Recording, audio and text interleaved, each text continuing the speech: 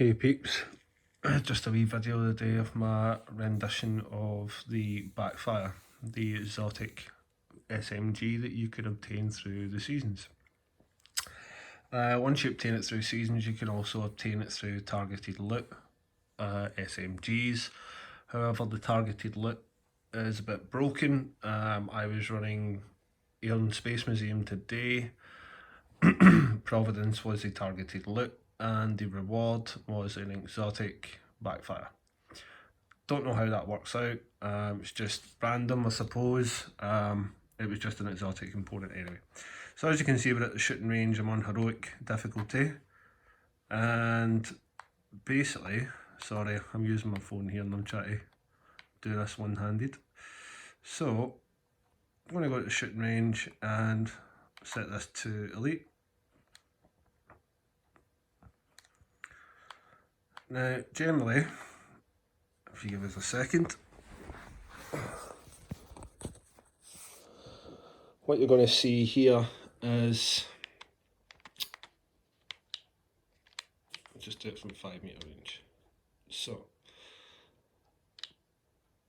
no stacks beside the gun where my hand is. As you can see, it says 00.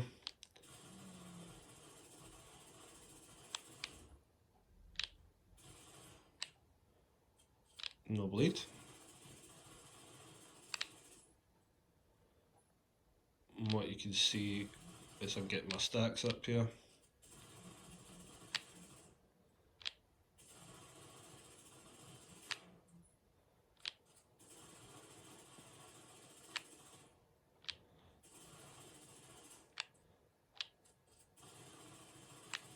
$190, $200. So about 624 to the body on a crit, and to the head it's 721. Sorry guys, I'm trying to read this, and yeah, it's 721994 to the head. So you get 10 seconds on the Backfire, and that gives you the damage. Now, up to 200% crit hit damage. Let's have a look at the build. Running Technician, solely for the purpose that I am trying to do builds more catered towards running Legendary. Basically, I've got to the point with Heroic that it's far too easy. The directives, in my opinion, as much as they give you extra XP, and now the developers have said that it can give you an increased chance of targeted loot, is bull squirt. So basically from that, my opinion is that because the targeted loot, for example, you could be farming Sokolov, Providence, Grupo, Gilligard, Richard and Kaiser, Eclipse Protocol, True Patriot, anything like that at all. The only thing that's good from the targeted loot now is the fact that they've split up the gear sets. So instead of you farming gear sets, you can farm True Patriot, you can farm Eclipse Protocol, just to name a few. Now, basically, with the targeted loot, I could be farming Sokolov, for example, and I'll get Summit dropping 2 or 3 pieces throughout the mission. You'll get more gear system mods and skill mods for like your drones and your shields and stuff than you will anything else. And generally your targeted loot, you'll get maybe 1, 2, maybe 3 pieces. So farming can be quite problematic and difficult. However, if you do go in with a group of friends, they can certainly help you out. So the basis in this build here was to make sure that from the Backfire on reload, if you don't know, you can pause the video and have a wee look there, the payment in kind talent. Now, basically I was wanting to give myself a wee bit of tankiness, and also to make sure that I'm not getting the bleed from the reload of the Backfire SMG. So on the Backfire, I've got 15 SMG damage, 20 crit hit chance, and 11.5 magazine size. I actually got it like this through seasons. I was very fortunate to get it this way.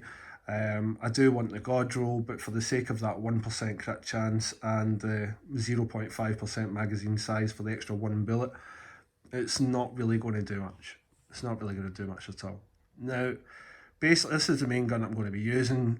Secondary is the AKM, just simply because of how hard it hits. The RPM, not a lot of people like, but I think this gun's really slept on because it does hit very hard, especially in a full red DPS build. You're sitting at like 130, 40 base damage.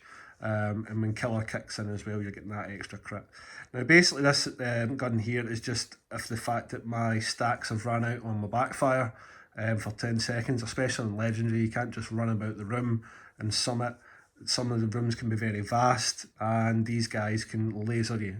I play on console, so all these builds that I do are geared towards console gamers, because the game on console looks totally different from the game on PC in my opinion, especially when you have Legendary and stuff like that, and you've got guys running it solo with like Negotiator's Dilemma builds, for example, or just straight up DPS. There's various different ways I've done it, skills and stuff, but generally your DPS, you need to kill them fast, and with Negotiator's Dilemma being quite buggy and not always working and marking it anyway, then it just doesn't seem viable. Now, a lot of people are going to probably be looking at this video and saying, well, you're using two talents there of Intimidate and Adrenaline Rush. They go hand in hand.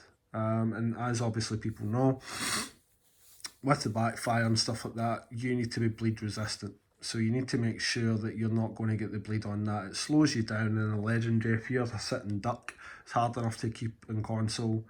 Keep in cover, keep alive, get your shots off, make sure you're not getting grenaded 5 or 6 times in a row. I think the most I've counted recently in Summit's 9 grenades one after another to the same spot.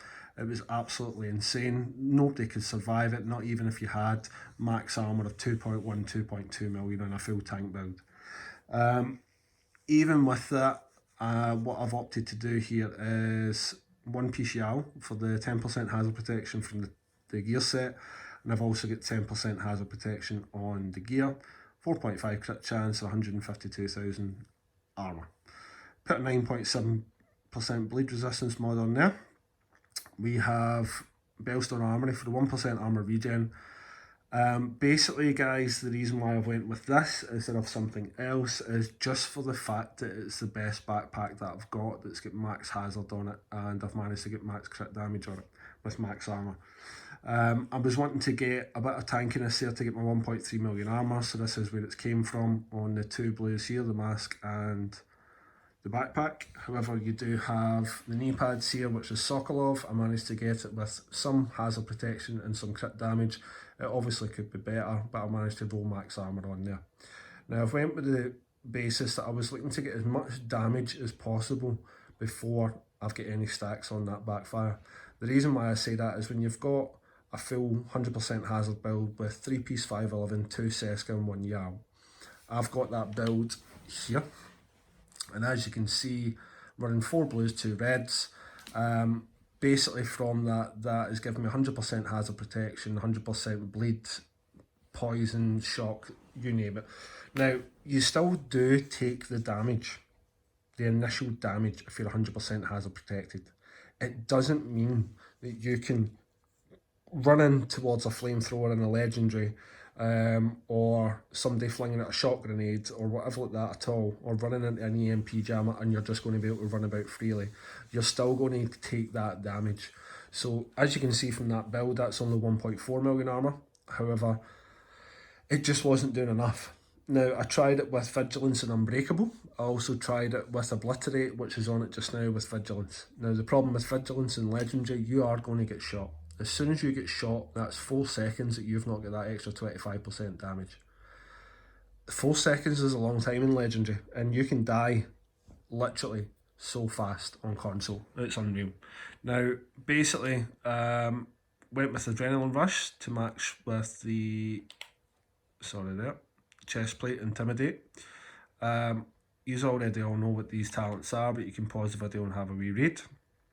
Basically, the next 2 pieces are Godroll Gloves, Seska, and almost Godroll Holster as well. As you can see, the routine is all 10% hazard protection and everything. So what that leaves me with is I'm getting extra critical hit damage and SMG damage from Sokolov for 2 piece. I'm getting extra crit chance from Seska, and the hazard protection from Seska. I'm getting 1% armor regen from Bellstone, and I'm also getting 10% hazard from Yang. Now, I get the extra skill tier from Technician. It's also good against robotics and dogs and stuff like that, J5s and all the rest of it. Plus that EMP comes in handy sometimes with the EMP grenade. So what I'm running skill wise, just before I go to the stats, is Striker Drone, just for a distraction. If that's away from you, generally I've found with using an assault turret, it's generally assault turret's good for shredding enemies in a full skill build on legendary. But if you're wanting to shoot people and so on and so forth, then I've thought it's going to be easier to have that distraction away from me, because there's only so far you can throw your turret, but the striker drone can kill one enemy and then it locks onto another one in the room and it's away up the back of the room. So it's good for that, and it gives you the opportunity to kind of move up, get in position, get your shots off, so on and so forth. Now, using the shield there, tier 4 shield, just because of the skill tier from Technician and the 3 blues that I'm running, gives me a wee bit more survivability. It's not the best shield, I understand that, they have been nerfed as well, but from that it does help. Now, the cooldown is not going to be significant because I'm in the shooting range and it's got the 500% skill haste, so I think the cooldown is like 12-13 seconds, something like that for the shield. Anyway, to the stats, what we're looking at here is 103,000 weapon damage, PvP 34, crit chance 49.5, and crit damage 147.6. Headshot damage 70, range 22 metres. Now, if you get in the shooting range here, you can go 20 metres right here at DPS. As you look up, you could shoot 20 metres. I'm using this one-handed so I can't. Oh. And basically, you're still going to get the damage, but as you know, the spread in SMG isn't tight. And because of that, and it's quite sporadic, if the enemy is moving in a shooting range, or they're stationary, they're not moving, it's dead easy to get your shots. But in a legendary, they run. And they're so fast, it's like watching Usain Bolt sprint across the screen. It's unreal. So, basically, with the stats, I was looking to try and get as much crit hit damage as I possibly can on a build, with being bleed resistant as well. So, what I was looking for, if I'm getting 200 bleed resistance, crit hit damage from the gun, plus 147.6, that's 347.6 crit hit damage when it's at full stacks. When you've got the full 200, for that 10 seconds, you're getting over 347% crit hit damage for 10 seconds. Now, from there, if we go down to stats, we are sitting with 88.9% hazard protection and 98.6 bleed resistance. Bleed resistance was all I was looking for. The extra is just a bonus. The reason why it's a bonus is because in Legendary there's so many skills that these guys use, and even when you get like rogue agents and stuff like that, disrupt resistance, it won't take me long, which is great because they just spam skills and so on and so forth, and it can help you out sticky wicket. If you get foamed, you're not going to be foamed for too long, so on and so forth. The only thing that you can't really protect yourself from is the amount of explosive damage that you take from a J5 launching grenades, or a grenadier at the back of the room. Their pinpoint accuracy is absolutely unbelievable. It's something to be seen. Console players will understand, PC players don't, and I've quite often seen the conversations in Reddit just to show that obviously PC's experience of this game of Division 2 is totally different to a console player. So this is my idea for the Backfire. Works very well. The damage is insane. It's just about learning how to play with that sort of gun, because if you like to run and gun, unfortunately in Legendary you can't really do that unless you're a full tank build.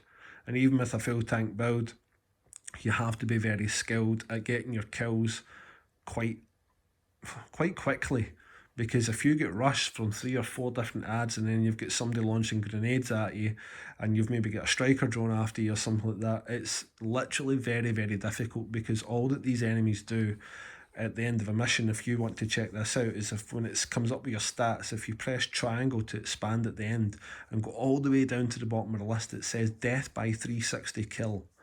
If you notice that all the NPCs in console, what they like to do is they flank left and right, and you've got people charging straight ahead, so your shotgunners, left and right, and they want to try and come down the sides and flank round the back, so that there's more that push up from where the left and right push up from, and you're getting hit from the back. It's a 360 kill, and they do it every time. That's all that they try and do. This is why they push you.